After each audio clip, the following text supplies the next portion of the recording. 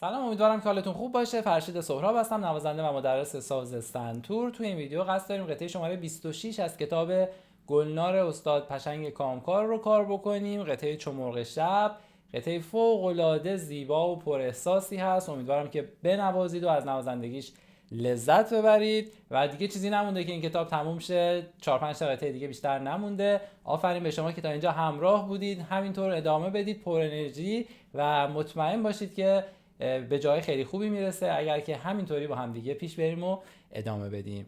یادتون باشه حتما حمایت بکنید، لایک کنید، کامنت بکنید، شیر بکنید. یه لایک ساده شما واقعا میتونه خیلی خیلی موثر باشه و کمک بکنه که بیشتر دیده شدن ویدیوها. ممنون که تا آخر ویدیو با من هستید. بریم که ویدیوی خوب داشته باشیم.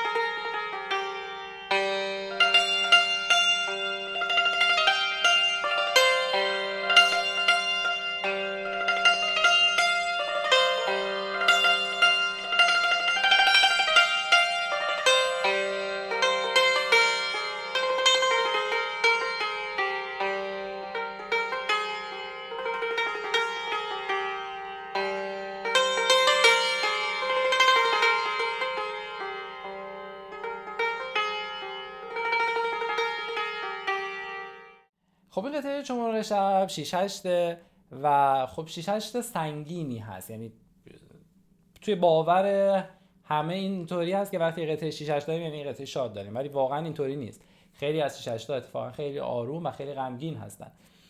خیلی باید توی این قطعه سعی کنید واقعا این چیزی که دارم بهتون میگم احساس رو رعایت بکنید. همه ضربه ها نباید بلند بخوره، همه ضربه ها نباید توی یه خط باشه.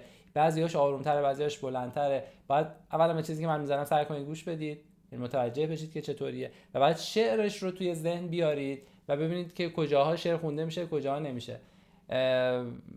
این خیلی کمکتون میکنه که ضرباتتون رو بتونید کنترل بکنید و اون حال قطعه رو بتونید درست پیاده بکنید.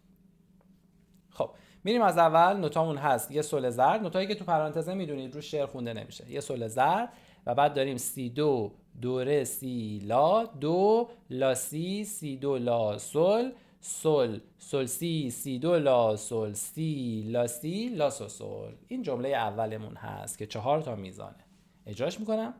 سول سی دو، دو ره سی لا، دو لا سی، سی دو لا سول، سول سی، سی دو لا سول، سی لا سی لا سول سول. شمارش 1 2 3 4 و 5 6، 1 2 3 4 و 5 6، 1 2 3 4 و 5 6، 1 2 3 4 و 5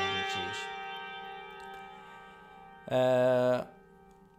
این آبی که اینجا نوشته به خاطر اینه که قراره توی قطعه چند بار دیگه دوباره برگردیم به این ملودی و اینو مشخص کرده و مثلا انتهای خط سوم که یه آبی نوشته یعنی باید برگردیم این قسمت رو دوباره تکرار بکنیم. که میدونی حالا شعرش هم به این شکلی که توی خط اول چو مرغ شب خواندی و رفتی، دلم را لرزاندی و رفتی خونده میشه. توی تکرارش بیت دوم خونده میشه. مثلا به این شکل میشه: چو مرغ شب خواندی و رفتی، دلم را لرزاندی و رفتی، شنیدی غوغای طوفان را، ز خواندن وا ماندی و رفتی. این جایی که بهتون اشاره کردم گفتم که بعضی از کلمات، بعضی از نوت ها هست که روش شعر خونده نمیشه، اونا هم نوعی که باید یه اشاره باشه، نباید خیلی قوی اجراش بکنیم. خیلی خوب. قسمت بعد سول ره ره ره ره ره دو ره دو سی دو ره ره دو ره دو ره دو ره دو سی دو ره دو فا میره دو دو لا سی دو لا سل. اینجا جمله کامل میشه و بعدش دوباره تکرار آتابی رو داریم. بچه‌ها من دیگه سرعت نطخوانیمو بردم بالا، میبینم تو کامنت ها مثلا می‌نویسید که یکم یواش‌تر. واقعا توی این سطحی که شما هستید انتظار از شما هست که این توی نطخوانی خیلی روونتر و مسلط‌تر باشید، خودتون بخونید و این چیزی که من دارم میخونم صرفا برای اینه که فقط یه امتحانی باشه که یه موقع جایی اگر اشتباه دارید میکنید درستش بکنید. ولی دیگه تو این سطح واقعا مثل کتاب مثلا شیوه سنتور نوازی یا دستور سنتور میزان به میزان قرار نیست بخونیم اینا رو، دیگه شما باید سطحتون رو آورده باشید بالا. اگر نه باید حتما قطعات قبلی رو با یه تمرکز بهتری تمرین بکنید که اینجا دیگه این مشکل رو نداشته باشید. اجراش میکنیم. سول ره ره ره ره ره دو ره دو سی دو ره ره دو ره دو ره دو ره دو سی دو ره دو فا میره دو دو سی دو دو لا سی دو لا سول. و بعد اینجا تکرار آتابی رو داریم، دوباره اون قسمت تکرار میشه. حالا بعد یه دور از اول تا آخر براتون میزنمش. شمارشش هم انجام میدیم. 1 2 3 4 5 6 1 2 3 4 5 6 1 2 3 4 5 6 1 2 3 4 5 6 1 2 3 4 5 6 1 2 3 4 5 6. تو این قسمته همون شعر قسمت که نوشته الف خونده میشه دیگه. به باغ قصه به دشت خواب تا مثل روح آزرده مهتاب که مثل روح آزرده مرداب که بعدش دیگه اون قسمت دلم را لرزاندی و رفتی تکرار همون آتابی هست که دوباره خونده میشه. میگم شعرها رو لطفاً حتما برید با آهنگ اصلی گوش بدید و بر اساس اون یاد بگیرید که کدوم ملودی مربوط به کدوم شعر میشه. میریم قسمت بعد، خط چهارم. نوتامون هست یه سول زرد، میریم روی پشت خرک. فا فا فا فا فا می فا فا ره دو.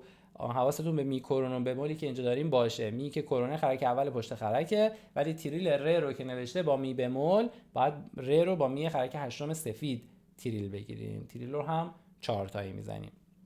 تکرار دو میزان داریم. در ادامه سول فا فا فا فا سول می فا فا ره دو. خیلی شبیه جمله قبلیه و یه تفاوت جزئی داره توی این قسمت که به جای فا سول میزنیم توی ابتدای میزان آخر و بعدش دوباره اون آتابی تکرار میشه. بشنویم. سول فا فا فا فا فا می فا فا ره دو فا فا فا فا فا می فا فا ره دو فا فا فا فا سول می فا فا ره دو. برمیگرده رو آتابی دوباره این قسمت و بعد از این قسمت توی دو خط آخر دقیقاً تکرار خط دوم و سوم هست. همون دوباره اینجا تکرار میشه و بعد دوباره آتابی تکرار میشه. خیلی تکرار داریم توی این ملودی. یه دور از اول تا آخر براتون اجراش میکنم با مترونوم که بشنوید که در نهایت چی باید بزنید. مترونوم سیاه نقطه دار سرعت 60 مترونوم باید رو 2 ضربی بذارید. ترجیح خود من اینه که آرومتر از این اجرا بشه، ولی خب برای اینکه حالا بر اساس کتاب با مترونوم زده باشیمش یه دور با مترونوم بشنویدش. 1 2 3 4 5 6 1 2 3 4 5 6 1 2 3 4 5 6 1 2 3 4 5 6.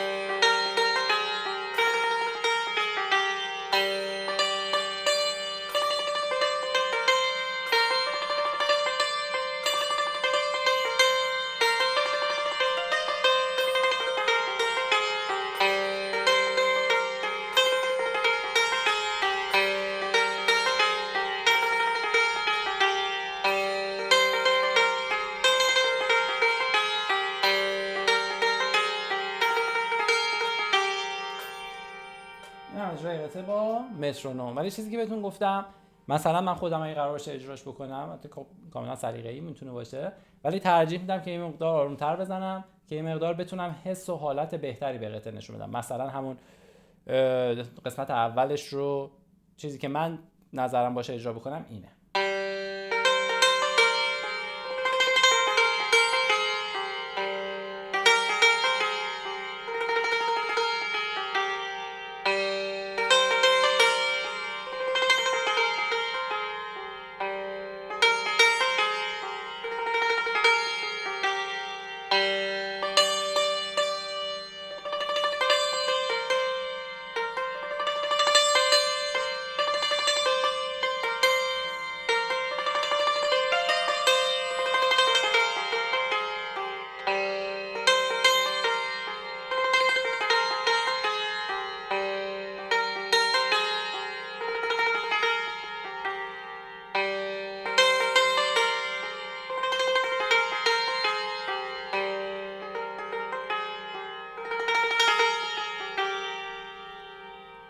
امیدوارم که این ویدیو مورد توجهتون قرار گرفته باشه.